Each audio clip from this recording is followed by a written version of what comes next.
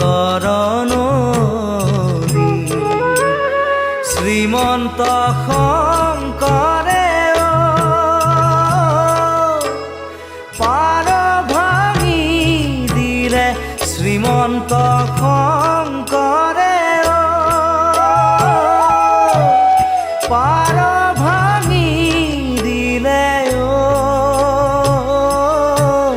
বহে ব্ৰহ্মাণ্ড কভেৰি